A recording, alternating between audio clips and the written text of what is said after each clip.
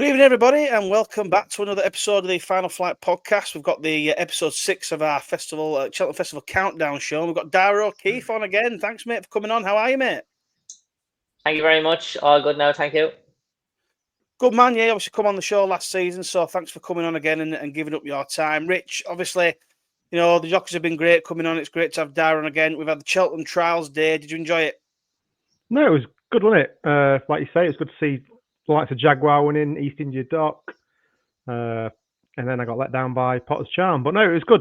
It's good to see these type of horses come back out. We were not far away from Cheltenham, so on we go. Correct, mate. It was definitely a good day. I mean, Darragh, you were obviously there on Saturday. You had a ride on Gentleman's Game. What did you make of the day overall? You think it was a good day? Yeah, I thought it was a good day. There was obviously very good racing there, and it was good to be over there and to be part of it. And there looked to be some exciting horses, obviously, ran on the day as well. Yeah, I mean, we'll sort of fly through them a little bit. Obviously, we had the first race with the Greenhorn Guerrero 1-2, Billy the Real Big Red and Jaguar. I don't know if you managed to watch it, and Darragh, from your sort of viewpoint, wherever you were watching it, or did you watch it after? Obviously, these two have spoken well off for the new novice handicap that we've got now instead of the turners. What did you make of Jaguar's performance and Billy off the front? Yeah, I thought Jaguar got a lovely ride from young John O'Neill. I thought he nursed him around. He always looked confident from even when he got to the second last fence. Good jump there, and kind of when the horse in front kind of was drifting out a bit, he got a lovely run up the inside, and I thought he won snugly at the line. So yeah, I thought it was a nice performance, and he seemed to look like he might have a bit more tougher as well. Yeah, it was a belting ride from John. I mean, Rich. I mean, I had Resplendent Grey, sort of didn't go a yard from the work, and sort of staying on. But what did you make of Jaguar yourself? I mean, I thought it was very impressive. He's probably the best he's ever jumped. I thought the trip might just be a tad too short. Last time Django Bay, who was a top horse, I just thought it did him for speed. But no, fair play to him. I mean, I asked Racing IQ for the some stats, and I think he gained about 4 lengths jumping. Jump index 8.7. So obviously, the higher that is, the better it was.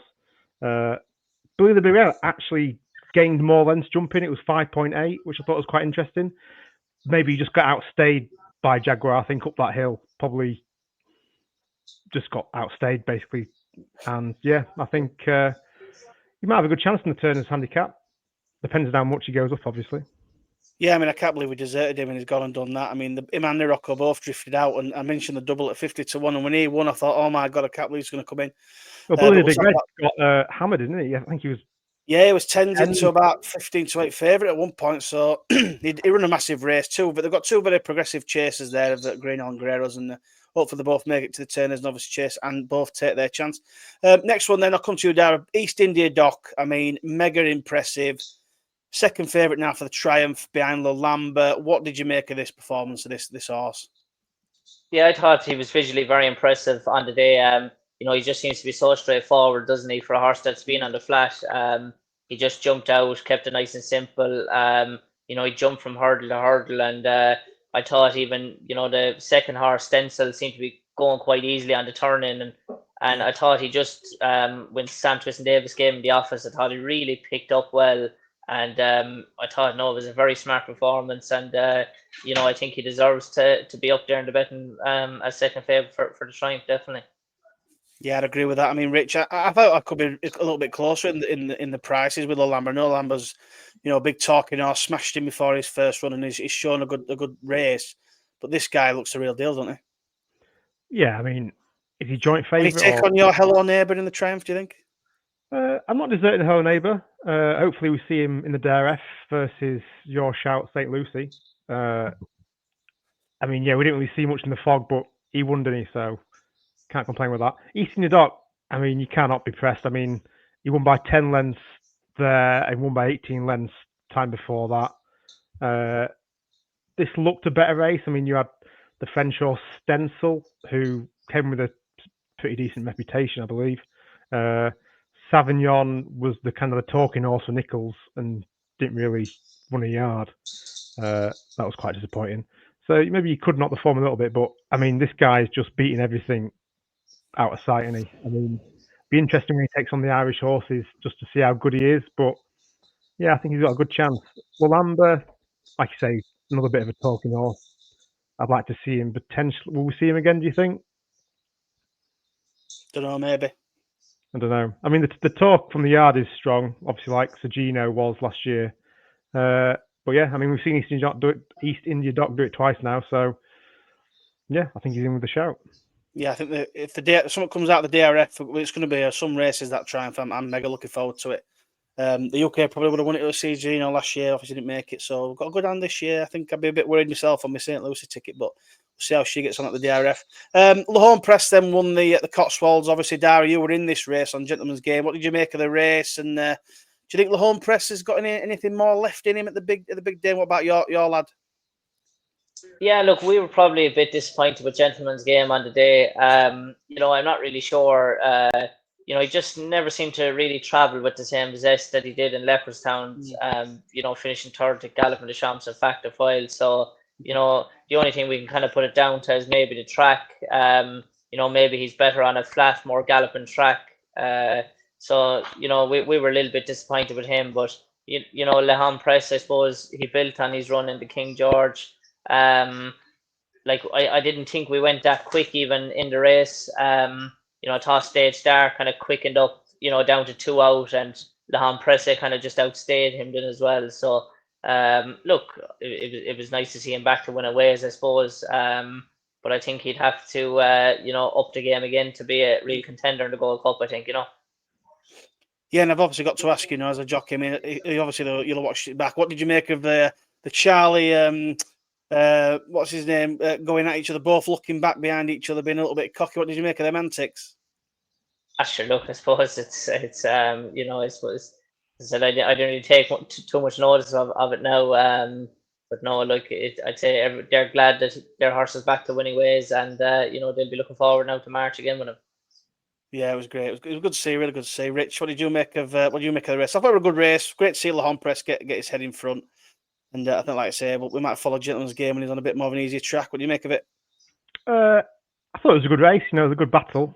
I'm not as impressed with Lahone Press as you are, obviously. I mean, he conceded. It was a good race, a really good race. No, it was a good race. I mean, he conceded £4 to Stage Star and 6 to Gentleman's Game. Harry Cobden, like you say, was looking pretty confident. Charlie Deutsch, the same. Like I say, I think he just probably outstayed him in the end, but you'd probably want him to be winning by a bigger margin if he's going to have any sort of chance of featuring the Gold Cup, even placing, I would imagine. But yeah, I thought it was good to see I was more pleased to see Stage Star coming back, potentially for a Ryanair maybe, rather than the winner. So, but yeah. Yeah, and I definitely think under the Nichols cloud that we've obviously got at the moment, the fact that he's run that blinding race, you definitely think stepping back in trip for Ryanair could be a massive little play there. Similar to Protector at the year before, obviously stepping back in trip, so we might keep an eye on that. Rich, well done, mate. Next one then, Constitution Hill's obviously back. He's won the Grade 2. Darragh, obviously, he's won it in first gear. I think everybody's heart sunk at the last. What did you make of that? And what do you make of his Champion Hurdle play? Yeah, look, it's great to see a horse of his caliber back racing again. I think people were saying he mightn't have been at his best at Christmas, but he still kind of won decisively in the end. And you'd like to think for a horse that had been off the track for so long, there was going to be plenty of improvement in him. And I thought I'd say he would have done more at home than what he did the other day. He just seemed to be doing it with so much ease. I know he missed the last hurdle, but I thought a couple of jumps he put in on the way around was spectacular to watch, to be honest. And for me, he's the horse that everyone will have to beat in the champion hurdle again. Is he 10 from 10 over hurdles now? So, until he's beaten, I think he's still the one for me anyway, definitely. So what you're saying is there's no chance Lossiemouth reverses the form. That's what you're saying. Not sure. I couldn't see it, to be honest. I think she'll obviously improve plenty from Kempton, but Constitution Hill, I think there's plenty to improve on as well. He didn't run since was it Christmas hurdle the previous year. So I think like there was always going to be plenty of improvement in him, and I think on what he's done, he's been there, he's done it. He hasn't been beaten, so until he is, he'd be still the one I'd be deciding with anyway. Love that. Anything to say, Rich, on Constitution Hill? I mean, if you dare sing that Lockerhouse song, I'm shutting you off. It was a bit of a nothing race, wasn't it? I mean, he just did what he had to do. They didn't really. I don't think they went pretty quick because Nico then just took charge of the race. I mean, Brentford Hope finished 3 lengths second behind him. He's rated like 146 compared to 175. Yeah, you can't. Are you using that as a way in? Are you? No. I just don't think you can read into the race pretty much. Constitution just did what he did.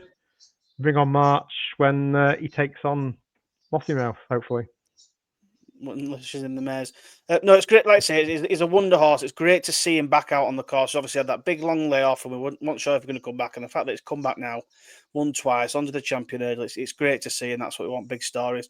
Last couple, then we're going to go on to the Cleve. Obviously, Gold Road won it. Monreal in second. The Stayers hurdle division in the UK looks absolutely in tatters at the moment. Darragh, what did you make of this? Obviously, you've got Teahupoo in there as favourite for the Stayers. I know you've ridden him before. Is it just his race to lose again this year? Yeah, like looking at it, you'd be thinking so. Obviously, he's must be going the same path as what he did last year. Running in the Hattons race and going straight to Cheltenham.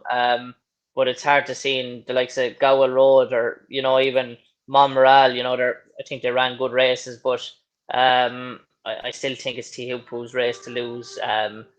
As long as there's a bit of an ease in the going in Cheltenham, I think is important for him, and he obviously comes into his own as well over 3 miles, doesn't he? So he's still the one, I suppose, that deserves to be at the top of the pecking order.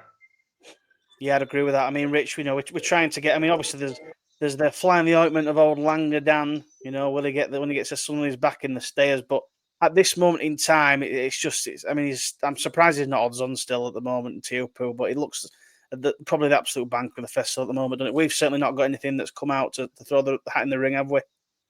No, I mean, like you say, I can't believe he's not odds on. Maybe because we've not seen him since Lossie beat him, but yeah, the UK has not a lot to be fair. I mean, Crambo, similar to last year, he won first time out, and then his form just dive bombed. Strong leader, the Wheatlop, only finishing 4th. Botox House, Monreal. Yeah, Gower Road. Yeah, you can't really get excited about the Stayers for the UK. The UK's chances, can we? Unless Langer Dan bolts up somehow. I think he's each way better in the race at the moment. There's nothing else coming out there. Probably is, to be fair. Oh no, it's no. Get the bank of Teahupoo will be in there, be in all the hackers. So hopefully goes and wins. Last one then with Cheltenham's Trials Day. We obviously had Potter's Charm was running again. 6 Mile Bridge has beaten him. Darragh, I mean, there was a whole bit of a thing on Twitter about they're running him again. Should they have kept him fresh for Cheltenham? But they was kind of saying they felt like he was telling them that he wanted to run again, so they did. I thought he still run a really good race. He's only finished second. It's a lot of people tend to put horses down even just off the back of getting beat, which is a shame. But what did you make of it and his chance in the Turners now? Yeah, I suppose he just didn't seem to travel with the same zest as what he normally does. Like from what he'd done previously. He seemed to be a strong traveller, and even in Aintree when he was dropping back in trip, he seemed to be a different horse. But just thought the other day in Cheltenham he didn't travel, or he didn't, even going down to the jumps, he wasn't just as comfortable as what he may look to have.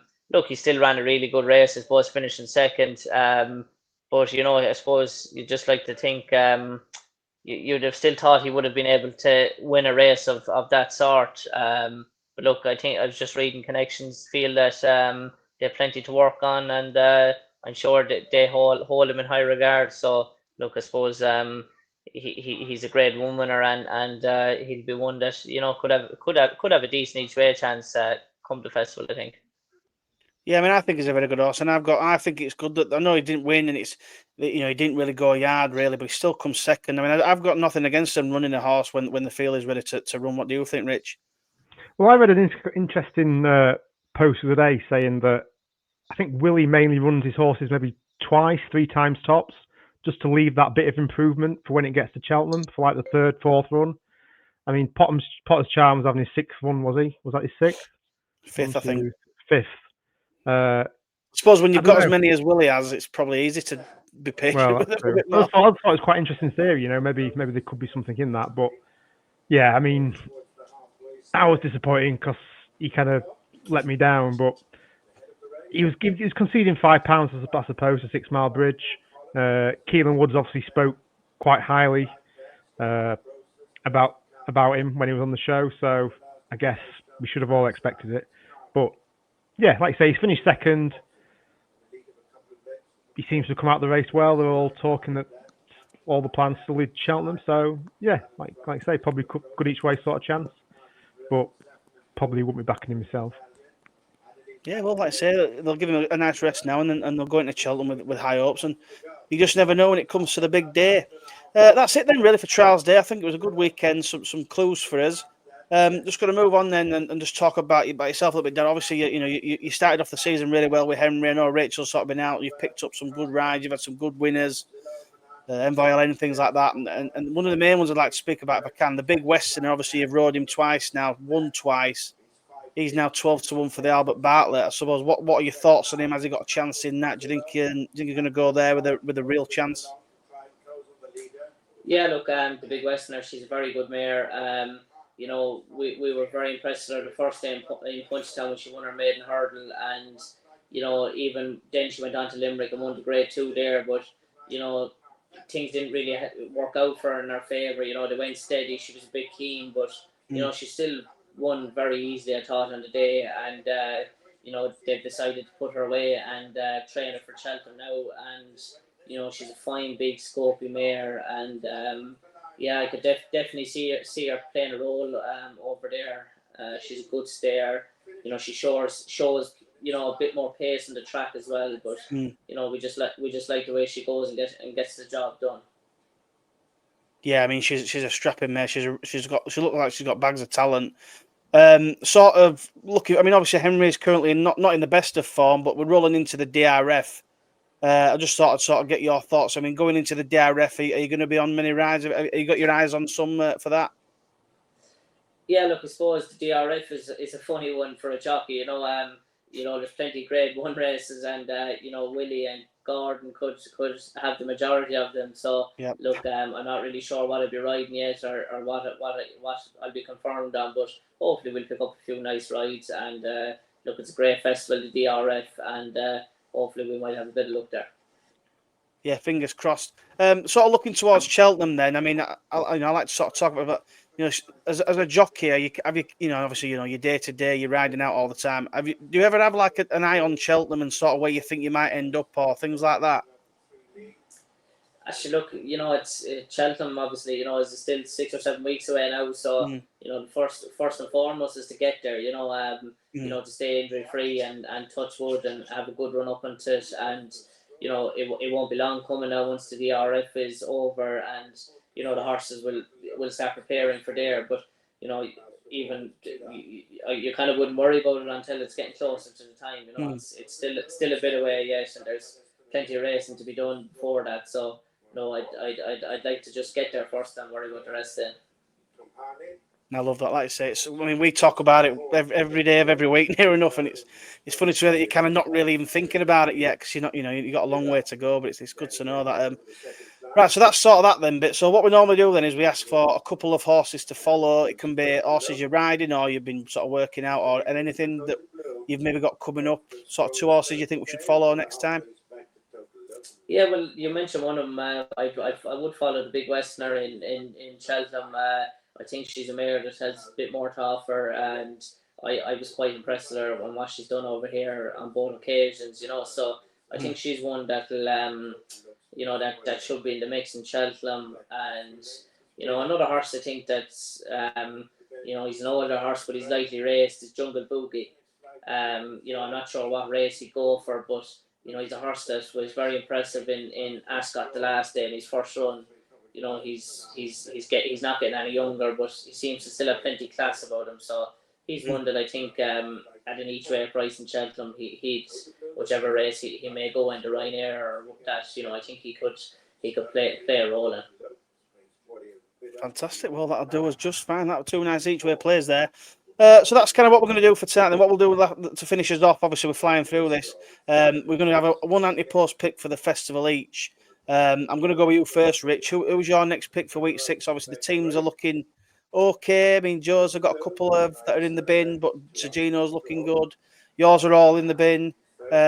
What's your next one, mate? Well, it's getting tricky now, and I'm only on episode 6, but I feel like one of us has either covered something in more of the main races. I'm going to throw a dart in the National Hunt Chase, I think.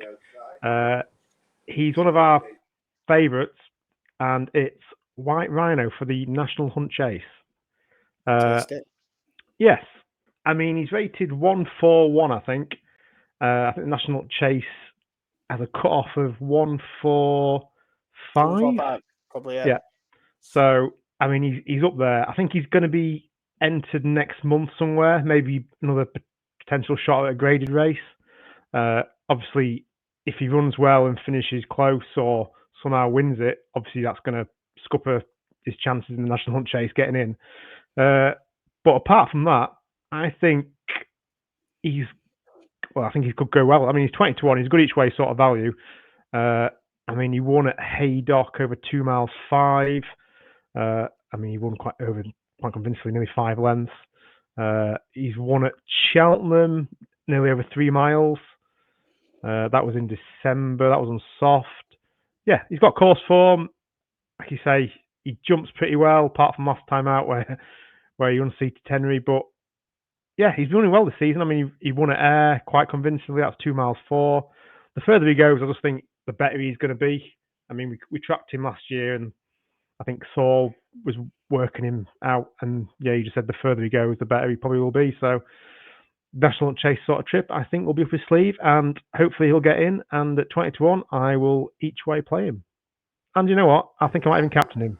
You can't each way him and captain him, by the way, if you're gonna go for it. Oh, I'll just captain him then.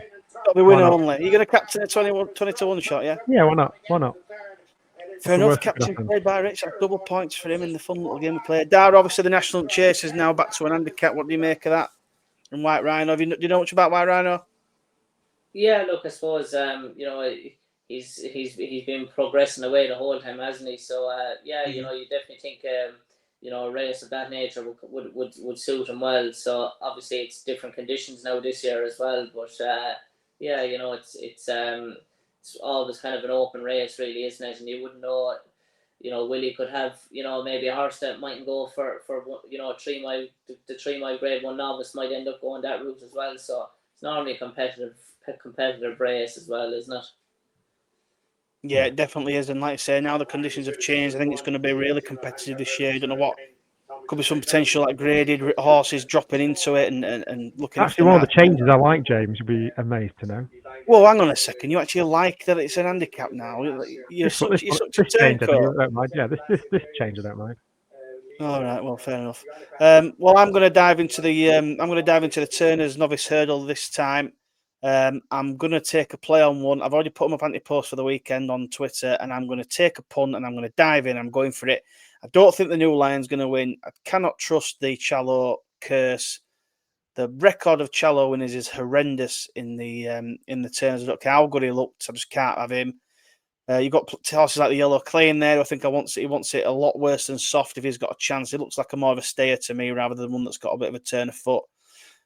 K Dude is obviously one of the other ones that looks interested in it, and Final Demand was obviously really impressive, but that was over 2 mile 5. I think he looks a bit more of a stayer as well. So for me, it kind of landed between Kopek de Boards and K Dude. They're both going to take each other on at the DRF, and I think it's going to be Kopek de Boards that's going to win. So that's the one I'm going for. It's 10-1 for the Turners Novice Hurdle at the moment. It was a lot. You couldn't really see much in the fog, but I was really impressed by what he could see, and his jumping was okay. I think he'll improve on that. I thought he sort of come in second, turning in the turn of foot that he showed from the second last to the last to kind of kick away. That's kind of what you need in the turner. So if he wins this 2 mile race, I think like Ballyburn, he'll win this and go on a step up in trip. And I think K Duty will probably end up in the Supreme. That's obviously a JP horse. They've got the New Line as well for the Turners. So I think if he gets beat, he's in the Supreme. even if he wins, he might even end up in the Supreme, depending on how he wins. But if Quebec de Bois can go and win this, I think he's going to be Paul Townend's ride in the Turners, and at 10-1, I think he's going to win at the weekend, and he's going to win at the Cheltenham Festival as well. Is he the one that beat Cowabunga? Yes, Cowabunga's obviously come out and won, and I think it's really good form. That I do like Cowabunga. Another JP horse. He's got so many horses this time round, and it's like, where are they all going to go? But yeah, Copec the board for me.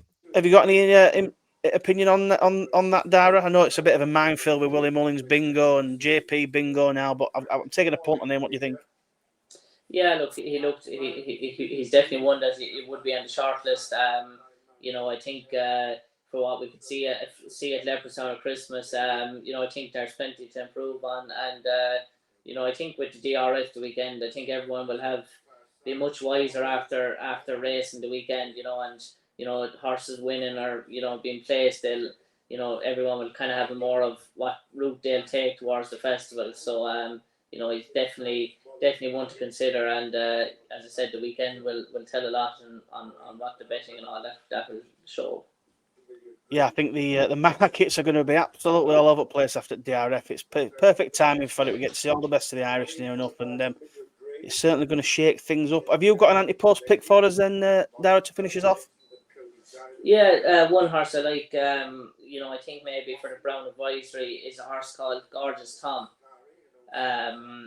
He's obviously, he hasn't ran since when he ran in the Drinmore and Fairyhouse, because he kind of had a bit of a summer campaign as well, so everyone decided to give him a break. But I thought another couple of strides he was probably going to be up in the Drinmore, and I think he's been left off and trained directly for Cheltenham now, and I think even to step up to 3 miles could suit this fella, and it's going to be a good race. Obviously with Dancing City winning yesterday, Nace and others as well. But this is a good horse, and he seems to be in good order at home. So I could see him definitely having a big each way chance come March. Love that. And he's 33-1 there, so we'll be having a couple of quid each way on that. That's brilliant. Love that then, Darragh. So, well, that's us. I told you we'd get it under half an hour, didn't you? We've absolutely flown through that. Like I say, it's always good to chat to people like yourself and get your little bit of insight from being a jockey and stuff. It does help us out massively. It's great to speak to you. So, hopefully, you've had a good time. Thank you very much. Have you had a good time? Yeah, great time. Thank you very much. Good man. Well, like I say, we'll leave it there. We've got our next show up on Thursday, which will be a little preview of the DRF. We've also got the competition running, so make sure you get your teams in the comments. Keep adding into that. There's a few people entered. You get a nice bundle of gear from Hacked Up Racing. They're obviously partnered for them for the show. That's us, Darragh. Again, thank you very much for coming on. Good luck with your rest of the season and whatever rides you've got next. Rich, I'll see you on Thursday. Thank you everyone for watching. Like and subscribe to the channel, and we'll see you again next time. Thank you and goodbye. Cheers, thanks. Cheers.